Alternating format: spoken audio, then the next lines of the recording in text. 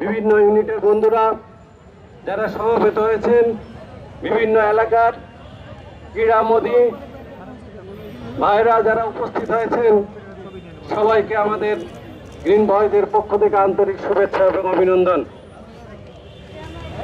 দীর্ঘদিন স্বাধীনতার এতগুলো বছর পর,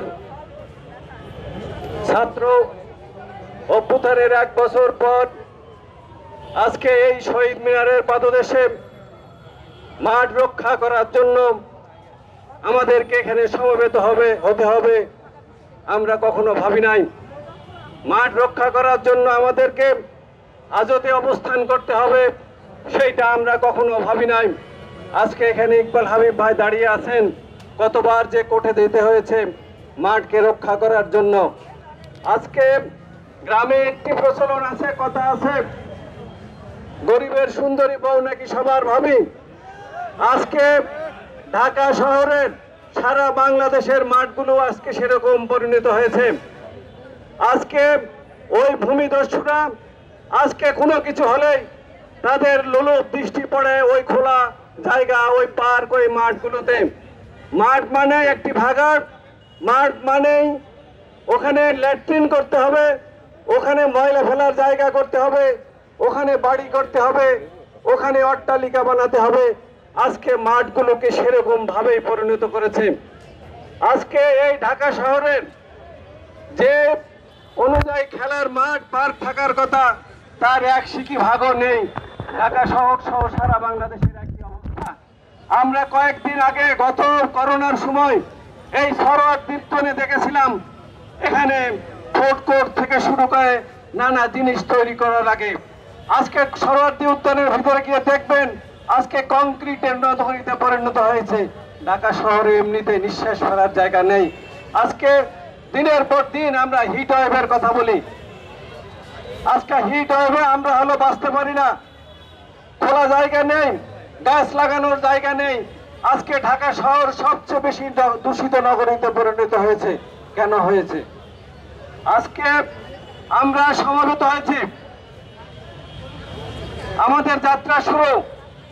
আমরা আমাদের এই সমাবেশ থেকে এই অন্তর্বর্তীকালীন সরকারকে আমরা বলে দিতে চাই, সারা বাংলাদেশে আজকে রাজশাহী বিভাগ সহ সারা বাংলাদেশেই আমাদের এই কর্মসূচি পালিত হচ্ছে। পর্যায়ক্রমে সকল বিভাগে এই কর্মসূচি পালিত হবে। আমরা বক্তব্য দীর্ঘায়িত করব না। বক্তারা সমস্ত দাবি দাবা আমাদের বলেছেন কেন আমরা সমবেত হয়েছি। আমি শুধু আমাদের আজকের এই দাবিগুলো এখানে উত্থাপন করে আমরা আমাদের সকল দাবি দাবা আমরা আজকে প্রধান উপদেষ্টা বরাবর তার কার্যালয়ে আমরা হস্তান্তর করব। আমরা বলেছি বিদ্যমান এবং সম্ভাব্য খেলার মাঠ, পার্ক ও উন্মুক্ত স্থানগুলোর একটি বিশদ স্থানিক নিরীক্ষা পরিচালনা করা এবং তদ অনুযায়ী তালিকা তৈরি করতে হবে। অবৈধভাবে দখলকৃত খেলার মাঠ, পার্ক ও উন্মুক্ত স্থান উদ্ধার করা, উদ্ধারকৃত জমি স্থানগুলো সুষ্ঠুভাবে পরিচালনা ও রক্ষণাবেক্ষণের লক্ষ্যে যৌথ পরিচালনা ব্যবস্থায় নিশ্চিত করতে হবে।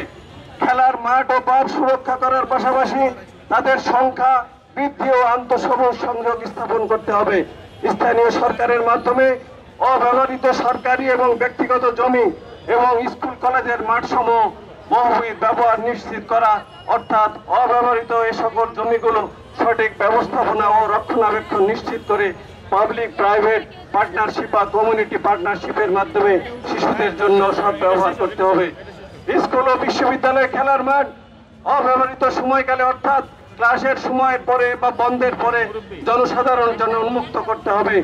নির্দিষ্ট সময় অব্যবহৃত থাকা স্থানগুলো তাদের প্রাপ্যতা অনুযায়ী সময় নির্ধারিতভাবে শিশুদের জন্য ব্যবহার করা যায়। ওই স্থানের প্রাপ্যতা অনুযায়ী দিনের নির্দিষ্ট সময় হতে পারে অথবা দীর্ঘ সময় ব্যাপীও হতে পারে।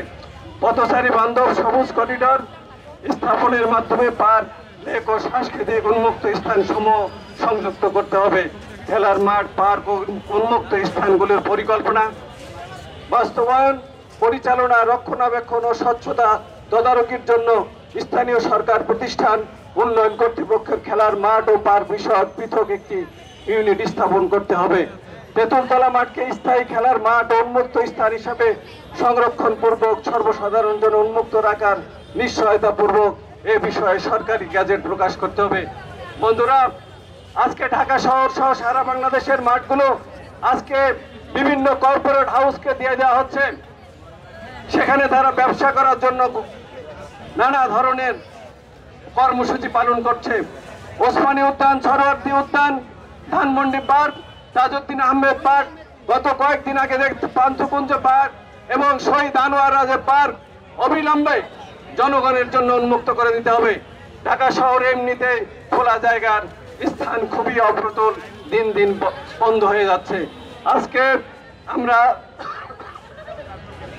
2 লাইনের র্যালি করে আমরা আমাদের পদযাত্রা প্রধান উপদেষ্টার বাসভবন